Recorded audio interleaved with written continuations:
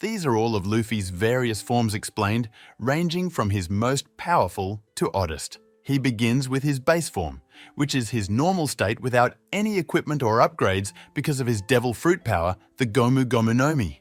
Because of the way his body functions, Luffy is flexible and resistant to electrical attacks. This was demonstrated in his fight against Enel on Sky Pier during this arc. At the time, Luffy had not yet learned Haki or developed into gear form abilities.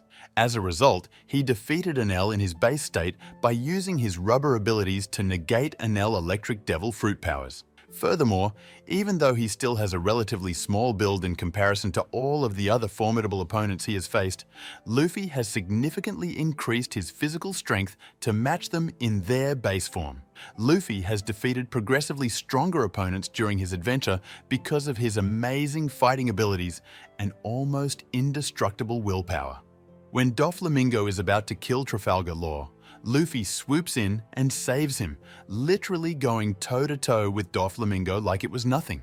Luffy then displays his power in his base form during his fight against Doflamingo.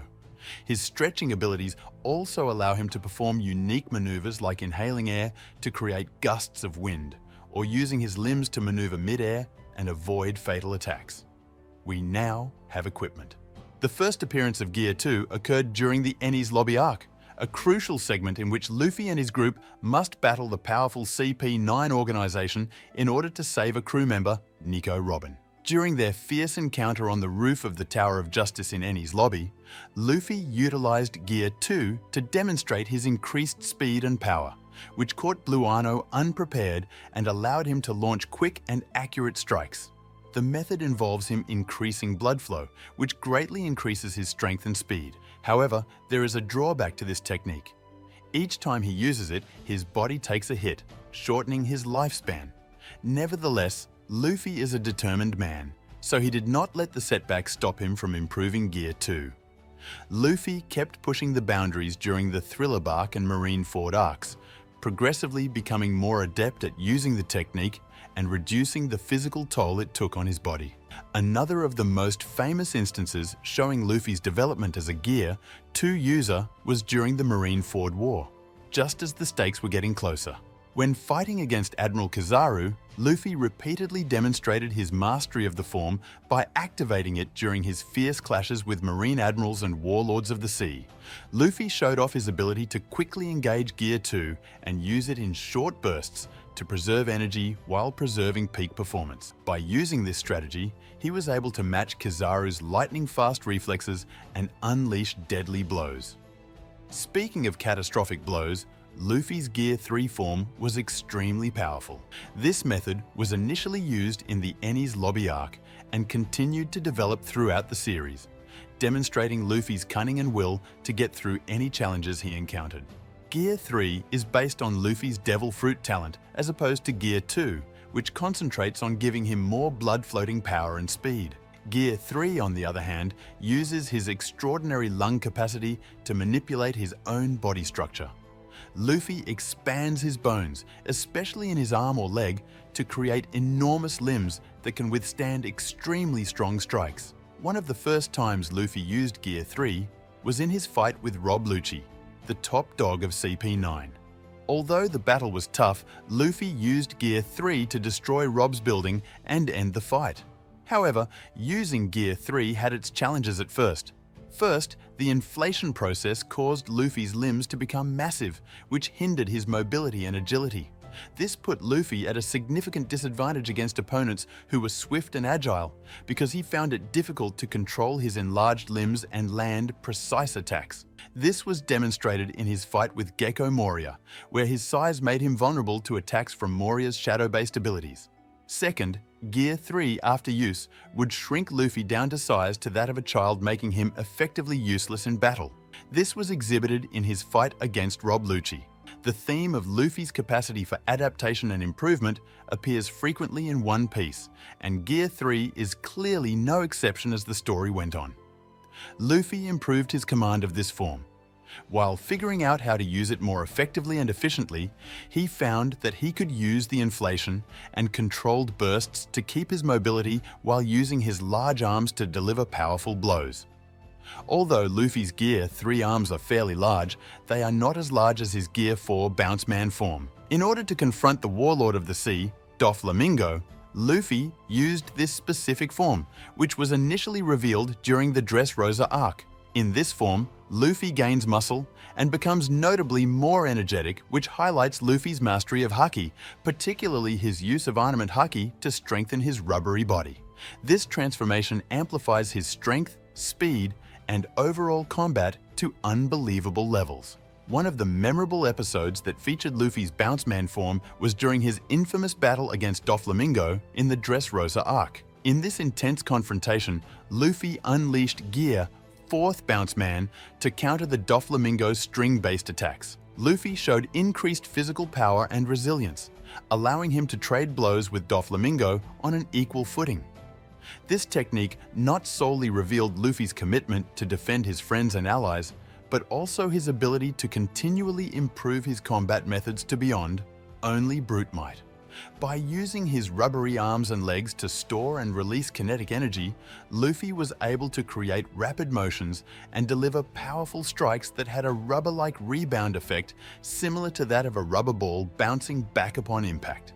This brought a sense of surprise and uncertainty to his attacks. Luffy's inflated body in his form had a unique quality of elasticity that he utilized to enhance his attacks further, taking opponents by surprise. And speaking of taking opponents by surprise, I believe that this following form will undoubtedly take you by surprise. Tankman's stuffed version of Luffy, another gear variation, the fourth of which is a highly noticeable and tactical change.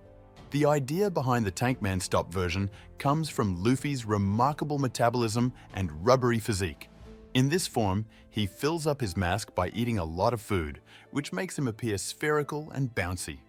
In a condition similar to that of a sumo wrestler, the extra energy from the food is used to improve his general durability, transforming his body into an inflatable shield that can withstand strong strikes. During his confrontation with Charlotte Cracker, the third most powerful member of the Big Mom, Tankman's stuff version was exposed. Pirates battling what appear to be unbreakable biscuit soldiers. Luffy understands that he needs a plan that would allow him to defeat Cracker's defenses while changing his body into a rounded shape. During this battle, Luffy acquires a thick layer of resistance that enables him to absorb and neutralize assaults that would typically cause serious harm. Luffy makes the most of the Tankman Stuff version by combining Dan Cracker's relentless assaults with its special quality. I believe it's fair to say that Luffy's ability to think on his feet and employ some unusual strategies is amply demonstrated in the Tankman Stuff edition. Though that variant is very awesome in and of itself, I believe that canon prevailed since this is one of Luffy's most insane forms. Luffy Snake Man, another Gear 4 variation, stands out from the others thanks to its distinct emphasis on speed and accuracy.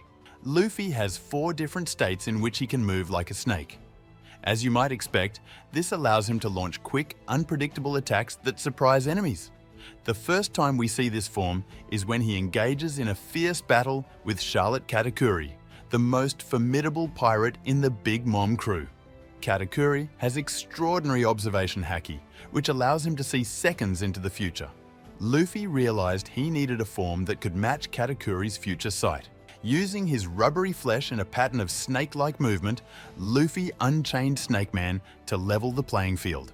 By doing so, he gained a significant increase in speed and flexibility, which allowed him to close the distance between himself and Katakuri.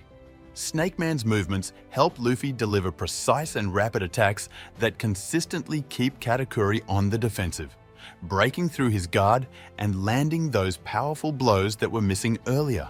Snake Man's movements create an unpredictable rhythm that makes it difficult for opponents to predict Luffy's next move when using this form against Katakuri. Luffy proved that he would rule as the Pirate King, so naturally, Segway should give you a hint as to our final form of the day.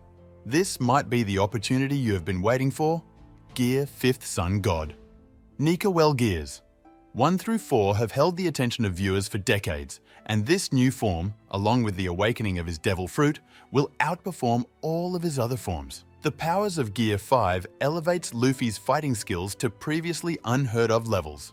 This form gives him more strength and complete control over his attacks, but there's a significant secret hidden behind his newfound power. We all know that there are 3 different kinds of devil fruits in One Piece. Logia types of fruits give individuals the ability to govern and change their bodies into natural elements, while Zoan types allow users to change into animals and animal hybrids. Parametia kinds offer a variety of magical qualities. The One Piece manga's chapter 1044 contains a startling revelation regarding Luffy's devil fruit, which was previously thought to be the Gomu Gomu no Mi, but is actually the Hirohito no Mi model Nikar, which stands for the human fruit. With the use of this legendary zone-type devil fruit, Luffy is able to channel the strength and might of the fabled sun deity Nikar, giving him unmatched power and strength. When a user's mind unites with their capabilities, it's known as awakening. This greatly expands their potential and grants them new abilities. In Luffy's case, his awakening is awakened during his encounter with Kaido on Onigashima. The Sun God Nika form, also known as Gear 5, gives Luffy a body limited only by his imagination. Fans refer to this form as Toon Force, which enables Luffy to fight in bizarre cartoonish ways, allowing him to manipulate objects, create elements, and really justify the laws of physics. However, using this form consumes a lot of energy and can age Luffy due to exhaustion, but fortunately, it's Luffy, so the worst that can really happen is that it's Luffy. What's even more intriguing is the connection between Gear 5 and Joy Boy, an important figure from 800 years ago, which is still unknown. As Luffy continues his adventure and discovers his newfound powers, some people theorize that he may be a descendant or reincarnation of Joy Boy. Since Luffy will eventually ascend to the position of Pirate King, as we all know, the relationship between Joy Boy's legacy and Gear 5 Nika will probably be further investigated. If you made it this far, I want to thank you for tuning in and ask you to check out my previous video where I discussed just how powerful Luffy is with Gear 5. Make sure to like the video, share the video, and comment down below as I would love to hear your thoughts. Make sure to subscribe and help me get to 1,000 subscribers. This is Anime ENT signing off until next time. Peace!